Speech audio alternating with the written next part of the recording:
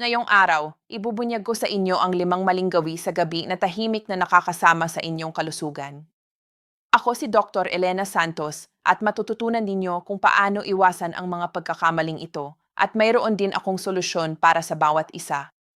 Sasabihin ko sa inyo ang mga bagay na napaka-importante at mangyaring makinig ng mabuti dahil ang error number 2 at number 1, ito ang pinakadelikado sa lahat.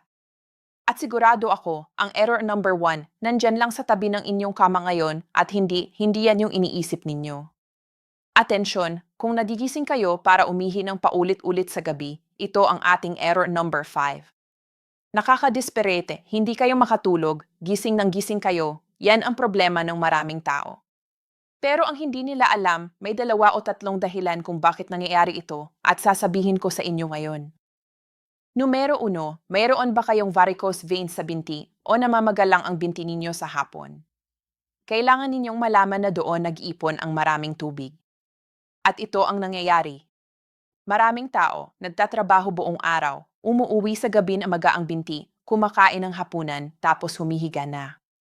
Pagkahiga ninyo, ang tubig sa binti ninyo, unti-unting bumabalik sa dugo, sa puso at sa kidneys ninyo. At syempre, pagkatapos ng 2 o 3 oras na nakahiga kayo, magsisimula na kayong umihi ng paulit-ulit, gigising kayo. Ano ang solusyon? Itaas ang binti ninyo 2 hanggang 3 oras bago kayo matulog. Pwede ninyong gawin ito habang nakaupo sa upuan at ang binti ninyo nakapatong sa ibang upuan. O kaya naman sa sofa, medyo mababa, tapos ang binti ninyo nakapatong sa mesita. Gawin ninyo ito ng 40, 50 minuto o hanggang 1 oras.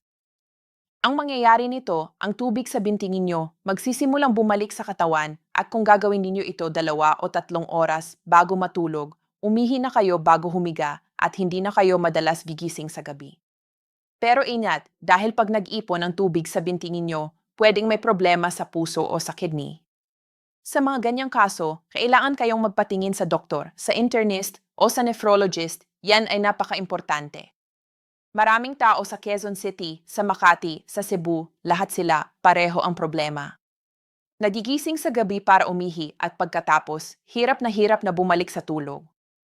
Alam ninyo kung anong epekto nito. Hindi lang kayo pagod kinabukasan, pati ang blood pressure ninyo, tumaataas tuwing gigising kayo. Ang puso ninyo nabibigla, ang katawan ninyo nag-stress. Kaya napaka-importante na ayusin natin ito ngayon pa lang bago pa lumala. Ang pangalawang dahilan kung bakit kayo nagigising para umihi sa gabi ay dahil mali ang paggamit ninyo ng tubig. Ano ang sinasabi ko? Sinasabi ko ang isang napakasimpleng bagay. Tubig, dapat inumin ninyo buong araw, mula pagkagising ninyo hanggang 2 o 3 oras bago kayo matulog. Ulitin ko, hanggang 2 o 3 oras bago kayo matulog, doon kailangan bawasan ninyo ang tubig na iniinom ninyo. Konting higop lang sa huling 2 o 3 oras bago matulog. Maraming tao, ano ang ginagawa? Nag-iiwan ng basong tubig sa tabi ng kama at bago matulog, iniinom nila ng buo. At syempre, 3 oras, 4, 5 oras pagkatapos, digising kayo ng 2 o 3 beses para umihi. Ang paulit-ulit na paggising, tumataas ang blood pressure. Nag-iba ang metabolism ninyo, ang utak, ang puso, tumataas ang risk na magka-heart attack o stroke kayo. At yan ay hindi pa lahat dahil tumataas din ang risk na madulas kayo at mahulog. Isipin ninyo ito, madaling araw na, madilim, inaantok pa kayo, pupunta kayo sa banyo at bigla kayong madudulas. Marami na ang naospital dahil sa ganito. May kilala ako sa Cavite, si Lola Meding, 68 years old. Nagigising siya ng 3 beses kada gabi para umihi. Isang gabi, nagmadali siya, madulas sa sahig at nahulog. Bali ang kanyang wrist at ilang buwan siyang hindi makagalaw ng maayos. Lahat ng yan dahil lang sa paulit-ulit na paggising para umihi. Kaya please, tandaan ninyo ang sinasabi ko, bawasan ang tubig bago matulog. Ano ang suggestion ko? 2 o 3 oras bago matulog, konting higop lang ng tubig, huwag na kayong uminom ng marami. Dapat uminom na kayo mula pagkagising ninyo hanggang noon. Hindi ko sinasabi na huwag nang uminom ng tubig, sinasabi ko lang na bawasan bago matulog. At isa pang tip, kung kailangan ninyong gumising para umihi, mag-ilaw kayo. Huwag kayong maglakad sa dilim. May nightlight sa Divisoria, sa Baklaran, mura lang yan, bili kayo at ilagay sa daan papuntang banyo. Atensyon niya yon para sa mga kumakain ng late at mabigat sa gabi, ito ang ating error number 4. Ano ang nangyayari? Kumain ng hapunan at diretso sa kama, pipilitin ang katawan ninyong magtrabaho ng ilang oras. Hindi ba't lohikal, kumain kayo tapos humiga agad? Ang pagkain ninyo nasaan? Sa tiyan ninyo na magtratrabaho ng puno. Ito ay magtataas ng acid reflux. Bukod dyan, ang bituka ninyo tatanggap ng pagkain at ang metabolism ninyo na alam ninyong mabagal sa gabi, pipiliting sumipsip ng asukal at taba. Ibig sabihin, ang cortisol ninyo tataas at yan ay madudulot ng hindi magandang tulog.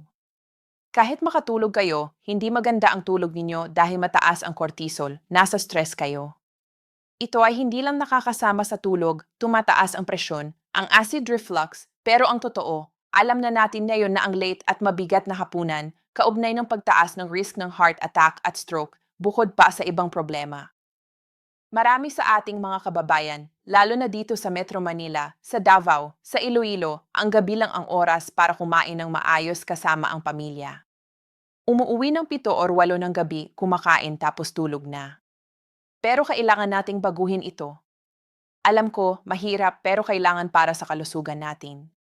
Ang nangyayari kasi, pag kumain kayo ng mabigat, halimbawa, adobo, lechon kawali, o kahit simpleng pritong isda na maraming kanin, tapos humiga kayo, ang tiyan ninyo, magtratrabaho buong gabi. Ang asido sa tiyan ninyo, aakyat sa lalamunan at yan ang acid reflux. Masakit yan, nakakagising yan, at kung paulit-ulit, pwede pang magdulot ng mas malubhang problema sa lalamunan ninyo. Bukod pa dyan, ang pagkain na puno ng taba at asukal, habang natutulog kayo, hindi maayos na natatrabaho ng katawan ninyo. Kaya ang taba, nag-ipon, tumataas ang cholesterol, tumataas ang asukal sa dugo. Ang cortisol hormone, yan ay stress hormone, tumataas din yan. At pag mataas ang cortisol, kahit tulog kayo, parang gising pa rin ang katawan ninyo sa loob. Hindi kayo nagpapahinga talaga. Kaya maraming tao, natutulog ng 8 oras, pero pagkagising, pagod pa rin. Bakit? Dahil hindi quality sleep ang nangyari. Ano ang solusyon? Kumain ng hapunan, at least 2 oras, 3 kung kaya ninyo, bago matulog. Ito ay magpapahintulot na ang tiyan ninyo, wala na ang pagkain, at ang bituka ninyo, natapos na ang malaking parte ng trabaho. Ang cortisol ninyo, bababa na at matutulog kayo ng mas mahusay. Pero hindi lang tungkol sa pagtulog, kundi magpapahinga kayo ng mas mabuti. Kung hindi talaga kayo makakapaghapunan ng maaga, okay lang pero gawing light meal. Huwag heavy, huwag maraming taba. Halimbawa, sa halip na maraming ulam at kanin, bawasan ang kanin, dagdagan ang gulay. O kaya, lugaw na lang sopas o prutas. Simple lang basta huwag mabigat. At isa pa, after kumain, huwag agad humiga. Maglakad-lakad muna kayo sa loob ng bahay, kahit 0 to 15 minuto lang. Ito ay tutulong para gumalaw ang tiyan ninyo at hindi masyadong mabigat ang pakiramdam. Ang error number 3, magugulat kayo at ito ay tungkol sa mga taong natutulog sa delikadong posisyon, lalo na sa ilang kondisyon. Halimbawa, mag-ingat kung natutulog kayo na nakatihaya, lalo na kung may sobrang timbang kayo o may acid reflux. Ang pagtulog na nakatihaya, maaaring mas lumala ang paghilik ninyo. At may mga tao na hindi lang humihibik, kundi ang mga asawa nila, sinasabi nila, ang asawa ko, tumitigil ang paghinga saglit, tapos bumabalik ang paghinga at may kakaibang tunog. Ito ay tinatawag na sleep apnea. Pwede ninyong hanapin o isulat sa comments at ikukwento ko pa. At ito ay napakadelikado dahil naapektuhan ang buong circulatory system ninyo, tumataas ang presyon at tumataas ang chance na magka-heart attack kayo, stroke o mga problema sa sirkulasyon. Bukod dyan, ang mga taong may ganito, hindi gumaganda ang pahinga nila at alam ninyo, ang hindi magandang tulog, tumataas ang risk ng mga malubhang sakit. Alam ninyo ba na ang sleep apnea, napakalaganap dito sa Pilipinas? Maraming tao, hindi alam na mayroon sila nito. Akala nila normal lang na humihibik ng malakas. Pero hindi normal yan, lalo na kung may pagtigil ng paghinga. May kilala ako sa Pampanga, si Mang Nestor, 70 years old. Sabi ng asawa niya, natatakot ako kasi parang namamatay ang asawa ko tuwing natutulog. Tumitigil ang paghinga niya ng ilang segundo tapos bigla siyang hihinga ng malakas. Nag-test sila at totoo nga, mayroon siyang severe sleep apnea. Pinagamot sila at ngayon, mas maayos na ang tulog niya, mas mababa na rin ang blood pressure niya. Kung humihibik kayo ng malakas, at lalo na kung sinasabi ng asawa ninyo na tumitigil kayo ng paghinga o may kakaibang tunog, magpatingin kayo sa sleep specialist. Huwag ninyong baliwalain ito dahil pwede kayong mamatay sa tulog dahil dito. Bukod dyan, ang posisyon na yan, tumataas ang risk ng acid reflux, lalo na kung may sobrang timbang kayo at kumain kayo bago matulog. Isa pang posisyon na hindi masyadong maganda at maraming tao ang gumagamit nito ay ang pagtulog na nakadapa. Alam ninyo, may mga special na curves ang spine ninyo, ang gulugod ninyo, at kapag natulog kayo na nakadapa, nag-iiba yan at nadudulot ng sakit sa likod, lumalala ang tulog ninyo at nasasaktan ang spine ninyo. Maraming tao, nagigising na masakit ang liig, masakit ang likod at hindi nila alam dahil sa posisyon nila ng pagtulog. At sasabihin ninyo, Doktor, pero ano ba ang tamang posisyon para matulog? Okay, para sa karamihan ng mga tao, ang pinakamahusay na posisyon ay sa kaliwang bahagi na may unan sa gitna ng mga binti ninyo. Ang posisyon na ito may napatunayang benefits para sa acid reflux, binabawasan ang reflux para mas mahusay ang daloy ng dugo sa puso. Ang mga buntis din, mas mahusay ang tulog sa posisyon na ito at bumubuti ang paghilik at quality ng tulog. Hindi ko sinasabi na nawawala pero bumubuti. Lalo na kapag may unan kayo sa gitna ng binti, yan ay lubhang nakakabuti sa alignment ng spine ninyo. Bakit sa kaliwang bahagi? Kasi dyan, ang puso ninyo mas madali tumanggap ng dugo. Ang anatomy ng katawan natin, ganyan ang design. At ang tiyan ninyo din, pag nasa kaliwa kayo, ang acid hindi masyadong umaahon sa lalamunan. Ngayon, may isang susi. Napaka-importante na matulog kayo sa posisyon na kaya ninyo. Ano ang sinasabi ko? May mga tao na nanonood ng video na ito at sinasabi, Doktor, matutulog na lang ako sa kaliwang bahagi palagi. Kung hindi kayo makatulog sa kaliwang bahagi, edi hindi gumagana ang posisyon na iyan para sa inyo. Hanapin ang mas mabuti para sa inyo. Kaliwang bahagi, kanang bahagi, huwag masyadong nakatihaya at nakadapa, kung kaya ninyo, iwasan. Subukan ninyong maglagay ng unan sa gitna ng binti ninyo. Yan ay malaking tulong sa spine ninyo. At isa pa, huwag masyadong mataas ang unan sa ulo ninyo. Dapat sakto lang para ang leg ninyo straight, aliin sa spine. Maraming tao, gumagamit ng 2 o 3 unan, kaya ang liig, nakayuko at pagkagising masakit. Atensyon ngayon dahil ang huling 2 error, ang pinakadelikado. Ang error number 2 ay ang pagtayo ng biglaan. Kung higit 60 years old kayo, o diabetic, o umiinom ng gamot para sa presyon, ang payo na ito ay napaka-importante at delikado para sa inyo. Sabihin ninyo sa comments kung nangyari na sa inyo ito. Nagising kayo, tumayo at hilo, malabo ang paningin, pakiramdam ninyong mawawalan kayo ng malay. Hindi kayo makalakad ng maayos, parang nahihilo kayo. Yan ay tinatawag na orthostatic hypotension at nadudulot yan ng pagkahulog, bali at bugbog sa ulo sa mga matatanda. Nangyayari ito lalo na kapag tumayo kayo ng biglaan dahil sa ilang dahilan. Una, dahil ang mga matatanda, lalo na ang mga diabetic o ang mga taong umiinom ng gamot para sa presyon, lalo na kapag bago pa lang nagsimula, hindi perpektong nakokontrol ang presyon nila. At kapag tumayo kayo, lahat ng dugo, dahil sa gravity, syempre, pupunta sa binti ninyo. Ang puso ninyo, ilang segundo bago bumalik ang sapat na dugo, at ang ilang segundong yan, bumababa ang dugo na pumupunta sa utak ninyo, at yan ay nagdudulot ng hilo, malabong paningin, o kahit mawalan kayo ng malay. Bukod dyan, tandaan na pagkagising inyo, dehydrated kayo, dahil mahabang oras na kayong hindi uminom ng tubig at natulog kayo. 8, 9, 10 oras kayong tulog, walang tubig na pumasok sa katawan ninyo. Kaya medyo kulang ang dami ng dugo at kapag tumayo kayo, mas lalo pang bumababa ang presyon. Alam ninyo kung gaano karaming seniors ang nahuhulog dahil dito. Sa Philippine General Hospital, sa Veterans Memorial, sa lahat ng ospital, libo-libo ang naoospital dahil sa pagkahulog sa umaga. May kilala ako sa Taguig, si Lola Corazon, 72 years old. Gumising siya ng umaga, tumayo agad, nahilo, bumagsak at tumama ang ulo sa gilid ng kama. Bleeding sa utak, nagkoma siya ng ilang araw. Buti na lang gumaling pero ilang buwan bago siya bumalik sa normal. Lahat ng yan dahil sa pagtayo ng biglaan. Kaya ang sinasabi ko sa inyo, i-apply ang rule ng 20 hanggang 30 segundo. Ito ay simpleng tuntunin. Magising kayo, umupo sa kama, igalaw ng konti ang dulo ng mga paa, ang mga braso, activate ng konti ang katawan ninyo. Kung may basong tubig kayo sa tabi ng kama, simulan ninyong inumin na. Magbilang hanggang 20, tapos tumayo kayo at maghintay ng 5 hanggang 10 segundo. Ang hilo, medyo matagal bago dumating. Kung sa 5 o 10 segundo, hindi dumating ang hilo, doon pa lang kayo magsimulang maglakad. Maniwala kayo, ang detalyeng ito na sinasabi ko, pwedeng makaligtas ng buhay at makaiwas ng aksidente. Isa pang mahalagang detalye, huwag kayong maglagay ng mga karpet malapit sa kama ninyo. Napakadalas na matapakan ang karpet, madulas at mahulog. Iwasan ito kung matanda na kayo. Mangyaring marami, nabali, nahulog o nabugbog dahil lang sa simpleng detalyeng ito. At isa pa, mag-ilaw sa gabi. Kung kailangan ninyong bumangon para umihi, mag-ilaw. May nightlight, bili kayo, mura lang yan. Ilagay ninyo sa sahig sa daan papuntang banyo. Maraming aksidente nangyayari sa dilim.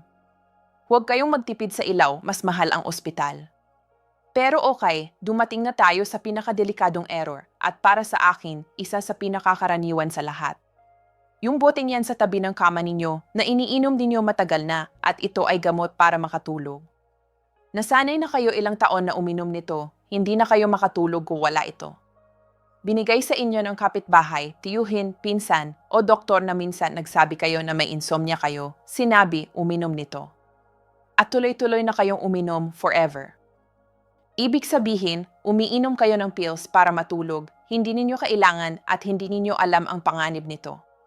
Maraming matatanda, umiinom ng diazepam, alprazolam, clonazepam at hindi alam ang dami ng side effects nito. Halimbawa lang, addiction, hindi kayo makatitigil, kapag tumigil kayo, hindi kayo makakatulog. Tolerance, kailangan ninyo ng mas mataas na dose para makatulog pa rin. At ang pinakamasama, kahit na makatulog kayo, naaapektuhan ang quality ng tulog ninyo. Kahit nakatulog kayo, ang utak ninyo, hindi gumaganda ang pahinga, hindi umaabot sa lahat ng stages ng tulog. Alam ninyo ba na ang sleeping pills, hindi kayo pinapatulog ng natural? Pinipilit lang nila ang utak ninyo na mag-shutdown, pero ang brainwaves ninyo, hindi pareho ng natural na tulog. Kaya kahit natulog kayo ng 8 oras, pagkagising, parang 4 oras lang ang tulog ninyo. Pagod pa rin kayo. At isa pa, ang sleeping pills, lalo na ang benzodiazepines, yan ay nakaka-relax ng muscles ninyo, kaya tumataas ang risk ng sleep apnea. Nag-relax ang lalamunan ninyo, nagsasara at tumitigil ang paghinga. Delikado yan lalo na sa seniors. Maraming tao, sinasabi, umiinom ako kasi kung hindi ako makakatulog. Gusto kong malaman ninyo na ang gamot na ito, tumutulong na makatulog, pero hindi kayo nagpapahinga ng mabuti. Nag-iba ang stages ng tulog ninyo at kung ginagawa ninyo yan ilang taon na, mas masama pa. Ito ay tumataas din ang possibility na humihibik kayo o magka-apnea, katulad ng sinabi ko kanina, at tumataas ang possibility na kinabukasan, ang utak ninyo, malabo, nalilito at mabagal. May term dyan, hangover effect. Hindi dahil sa alak, kundi dahil sa sleeping pills. Pagkagising ninyo, parang lasing pa rin kayo, hilo, malabo ang isip. At yan ay nagdudulot ng falls, ng aksidente, ng pagkalimot. Maraming seniors, akala nila dementia na, pero hindi dahil lang sa sleeping pills na iniinom nila taon-taon. Ngayon, ang mga gamot na ito, hindi masama sa sarili nito. Ang masama, marami sa inyo, nagsimulang uminom ng hindi kailangan dahil may taong walang ingat na nagbigay sa inyo at tuloy-tuloy na kayong uminom forever. Mangyaring, sabihin ninyo sa comments kung kayo ito at anong gamot ang iniinom ninyo. Ano ang solusyon? Una, kung umiinom kayo ng matagal na, huwag kayong titigil lang bigla dahil siguradong hindi kayo makakatulog. At baka magka-withdrawal pa kayo. Anxiety, takot, panic, nanginginig, lahat yan pwedeng mangyari pag biglang tumigil sa sleeping pills. Kaya pumunta sa doktor, sabihin, Doktor, gusto kong subukang bawasan ang gamot ko. Ano ang pwede kong gawin ngayon? Ang doktor ninyo, gagawa ng plan, unti-unti kayong babawasan habang tinuturuan kayo ng ibang paraan para makatulong. Bibigyan ko kayo ng 5 o 6 na mahalagang payo.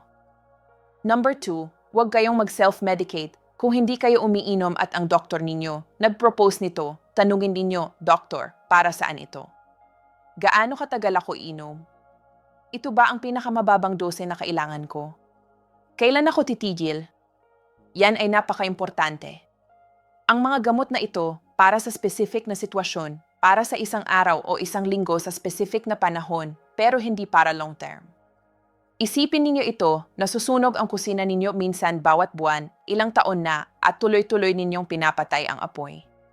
Walang sense yan. Ang kailangan ninyong gawin ay pigilan ang sunog. Sa case na ito, kailangan ninyong pigilan at gamutin ang insomnia, hindi patay-patay ng apoy lang na hindi makatulog. At ito ang ilang mabilis at praktikal na payo para sa natural na tulog. Subukang matulog palagi sa parehong oras. Ito ay mag-activate ng biological clock ninyo at magbibigay ng antok. Halimbawa, lagi sa 1:00 ng gabi. Kahit weekend, kahit holiday, 1:00 ng gabi, tulog na. Subukan din na gumising lagi sa parehong oras.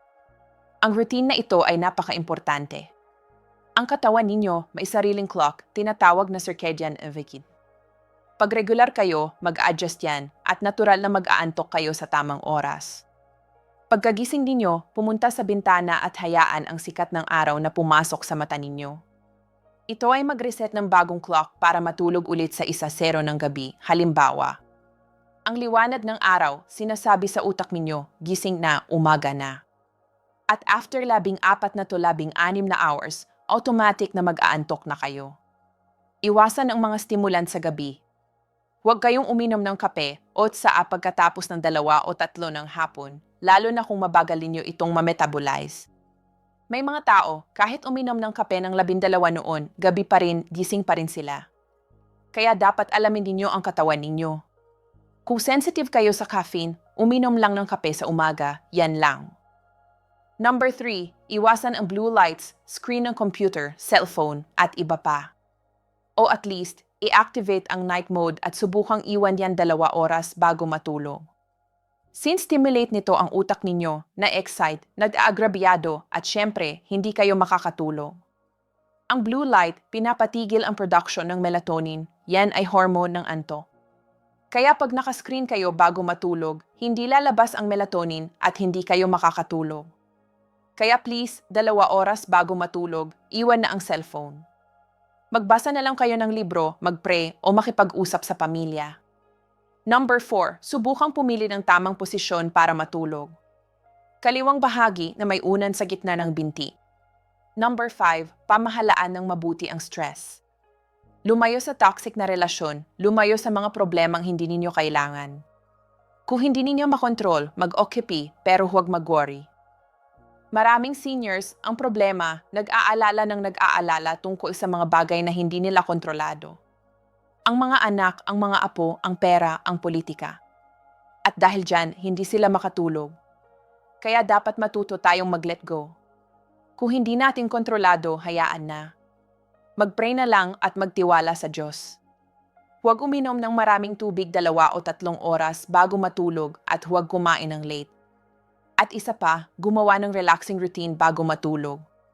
Halimbawa, maligo kayo ng warm water, mag-massage ng paa, mag-listen ng soft music o mag-pray. Yan ay magsasabi sa utak ninyo, oras na para matulog. Mangyaring, huwag mag-self-medicate. Magpatingin lagi sa doktor. At alam ninyo, gusto kong sabihin sa inyo ng totoo. Ang tulog, hindi yan simpleng bagay lang na pwedeng baliwalain. Ang tulog, yan ang paraan ng katawan natin para mag-heal, para mag-recover, para maging malakas ulit.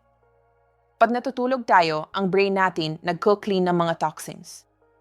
Ang heart natin nagpapahinga. Ang immune system natin nagre-repair. Kaya kung walang maayos na tulog, lahat ng sistema natin mag-suffer. Blood pressure tataas. Diabetes lalala. Puso mahihirapan. Utak mabagal. At ang buhay natin magiging mahirap. Alam ko, marami sa inyo ang daming pinagdadaanan. Ang hirap ng buhay, ang sakit ng katawan, ang problema sa pamilya. Pero please, huwag ninyong kalimutan na alagaan ang sarili ninyo. Dahil kung hindi kayo mag-aalaga sa sarili ninyo, sino ang mag-aalaga sa inyo? Ang 5 errors na sinabi ko sa inyo ngayong araw, simple lang yan pero napaka-importante. Umihi ng paulit-ulit sa gabi, bawasan ang tubig bago matulog at